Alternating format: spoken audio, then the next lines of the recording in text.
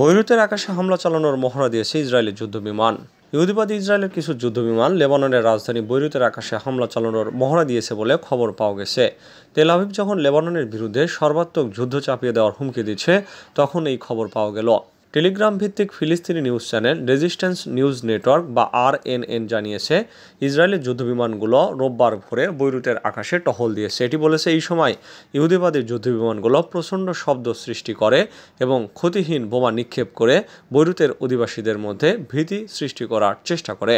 বৈরুতের আকাশে এমন সময় এই ঘটনা ঘটল যখন 2023 সালের 7 অক্টোবর থেকে উপত্যকায় ভয়াবহ গণহত্যা শুরু করার পাশাপাশি দক্ষিণ লেবাননেও আগ্রাসন চালায় ইসরায়েল। লেবাননের হিজবুল্লাহ ইহুদিবাদীদের বিরুদ্ধে রকেট, ক্ষেপণাস্ত্র এবং ড্রোন হামলা চালিয়ে তার জবাব দেয়। এর ফলে গত বছরের অক্টোবর থেকে লেবানন সীমান্তে হিজবুল্লাহর সঙ্গে কার্যত যুদ্ধে লিপ্ত রয়েছে তেল আবিব। সম্প্রতি হিজবুল্লাহ ইসরায়েলের বিরুদ্ধে হামলার মাত্রা বাড়িয়ে দিয়েছে। এর পরিপ্রেক্ষিতে ইহুদিবাদী সরকার লেবাননকে আরও একটি গাজার পরিণতি করার হুমকি দিয়েছে। ইরানের সঙ্গে আমেরিকার সম্পর্ক কি বদলে যাবে? ইরানের প্রেসিডেন্ট নির্বাচনে জনপ্রিয়তায় বাজিমাত করেছেন সংস্কারপন্থী প্রার্থী মাসুদ পেজেশকিয়ান।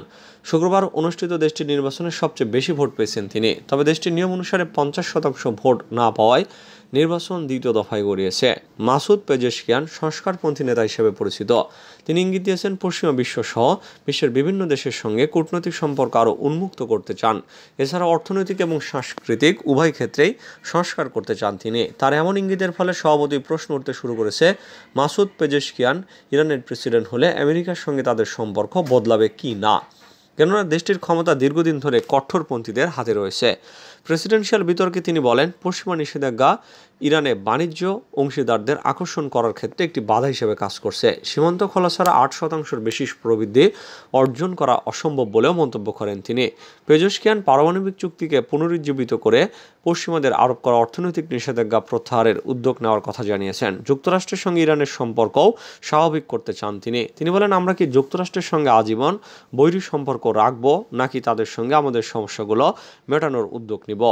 ইরানের ক্ষমতা বেশ কয়েক বছর ধরে রক্ষণশীলদের হাতে। তবে পেজেশকিয়ান মনোনয়ন পাওয়ায় সংস্কারপন্থীরা আশার আলো দেখছেন। নির্বাচনেও তারই ফলাফল প্রতিফলিত হয়েছে। ইরানের সর্বশেষ সংস্কারপন্থী প্রেসিডেন্ট মোহাম্মদ খাতামি পেজেশকিয়ানের প্রশংসা করেছেন। তিনি তাকে সৎ, ন্যায়পরায়ণ ও যত্নশীল মানুষ বলে উল্লেখ করেছেন।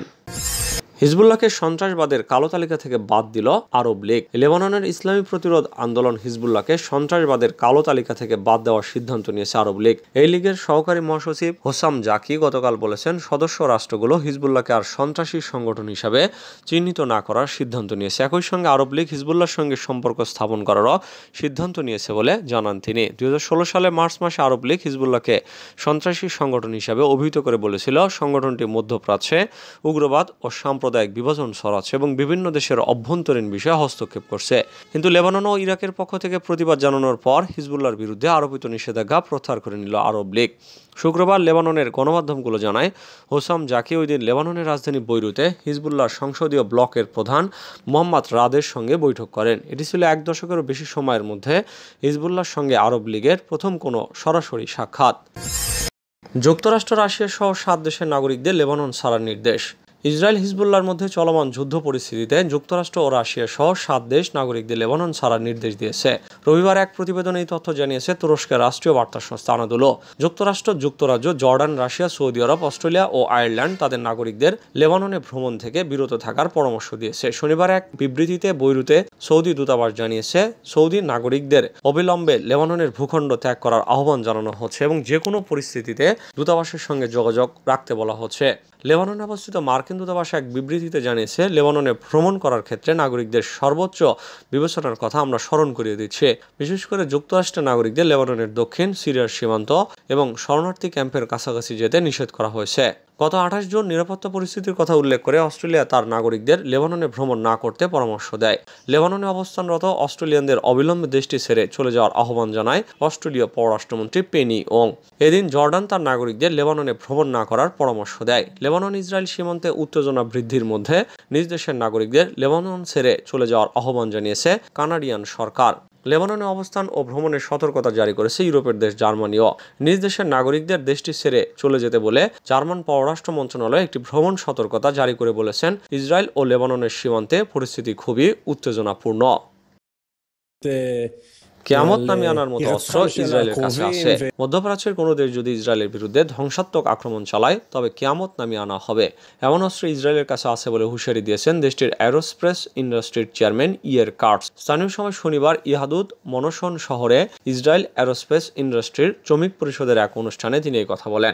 ইয়ার কার্টস বলেন, যদি আমরা বুঝতে পারি আমাদের অস্তিত্ব হুমকির মুখে এবং ইরান, ইয়েমেন, সিরিয়া, ইরাক ও মধ্যপ্রাচ্যের সব দেশ যদি সিদ্ধান্ত নেয় যে তারা আমাদের বিরুদ্ধে বোঝাপড়া করার সময় এসেছে, এই অবস্থায় আমি মনে করি আমাদের কিয়ামত নামিয়ে আনার মতো অস্ত্র ব্যবহারের সক্ষমতা আছে। তিনি আরো জোর দিয়ে বলেন, যুক্তরাষ্ট্র, ব্রিটেন এবং জার্মানি আমাদের বুদ্ধি দিয়ে সাহায্য করে। তারা আমাদের জানায় কোন কোন পদক্ষেপে আমাদের বিপদ ফেলতে পারে। ইসরায়েলে ইরানি হামলার বিষয়ে কার্টস বলেন, আমাদের প্রকৌশলী এবং কর্মীরা বেশ কয়েক সপ্তাহ ধরে এই ধরনের দৃশ্যকল্পের জন্য প্রস্তুত ছিলেন। ঘটনার দিন শনিবার যখন আমাদের জানানো হয় যে ইরান হামলা চালিয়েছে, তখন আমাদের কর্মীদের একটি বড় অংশ ঘুমন্ত অবস্থায় ছিল। তারপরেও আমরা একটি স্বাভাবিক সকাল দেখতে পেয়েছি এবং এটি আমাদের মহাকাশ শিল্পেরই অবদান। ভারতের নতুন সেনা প্রধান হলেন জেনারেল উপেন্দ্র দ্বিবেদী। জেনারেল উপেন্দ্র দ্বিবেদীকে ভারতীয় সেনাবাহিনীর নতুন প্রধান হিসেবে নিয়োগ দেওয়া হয়েছে। রোববার সাবেক সেনা প্রধান জেনারেল মনোজ পান্ডের স্থলাভিষিক্ত হয়েছেন উপেন্দ্র দ্বিবেদী। 15 February vice chief of army staff পদে দায়িত্ব গ্রহণ করেছিলেন লেফটেন্যান্ট জেনারেল উপেন্দ্র দ্বিবেদী। মাত্র 4 মাসের মধ্যে পদোন্নতি পেলেন, হলেন ভারতের 30তম সেনা প্রধান। গত 19 ফেব্রুয়ারি সেনার উপপ্রধানের দায়িত্ব নিয়েছিলেন উপেন্দ্র। তার আগে তিনি 2022 থেকে 2024 সাল পর্যন্ত নর্দার্ন কমান্ডের general officer commanding in chief ছিলেন।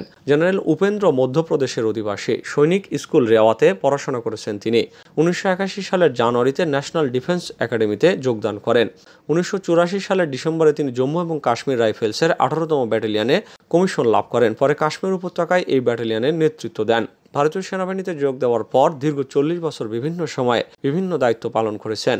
নর্দার্ন কমান্ডের জেনারেল অফিসার হিসেবে দীর্ঘদিন অধিকৃত কাশ্মীরে কাজ করেছেন উপেন্দ্র। সাবেক সেনাপ্রধান মনোজ পান্ডের মেয়াদ ছিল গত 31 মে পর্যন্ত, কিন্তু 1 মাস তার কাজের মেয়াদ বাড়িয়ে দেয় কেন্দ্রীয় সরকার। 30 জুন পর্যন্ত এই দায়িত্ব তাকে থাকতে বলা হয়। এর অর্থ লোকসভা নির্বাচনের পর নতুন সরকার নতুন সেনাপ্রধানের বিষয়ে সিদ্ধান্ত নিয়েছে।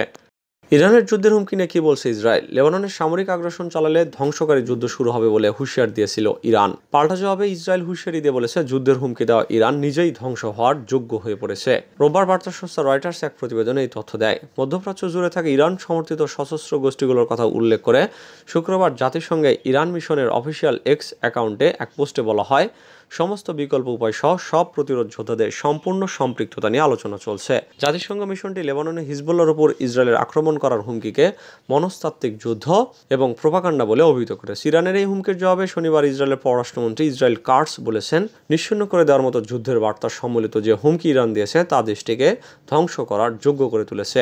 সামাজিক যোগাযোগ মাধ্যম এক্সে এক পোস্টে তিনি বলেন, যে দেশ বা সরকার ধ্বংসের হুমকি দেয় তারা নিজেরাই ধ্বংস হওয়ার যোগ্য। হিজবুল্লাহ যদি লেবানন থেকে ইসরায়েলে গুলিবর্ষণ বন্ধ না করে এবং সীমান্ত থেকে সরে না যায়, তাহলে এই গোষ্ঠীর বিরুদ্ধে পূর্ণ শক্তি নিয়ে কাজ করবে ইসরায়েল। ইসরায়েলের প্রতিরক্ষামন্ত্রী ইয়োভ গ্যালান্ট জানিয়েছেন, তার দেশ হিজবুল্লাহর বিরুদ্ধে যুদ্ধ করতে চায় না, যদিও সেনাবাহিনী প্রস্তুত আছে।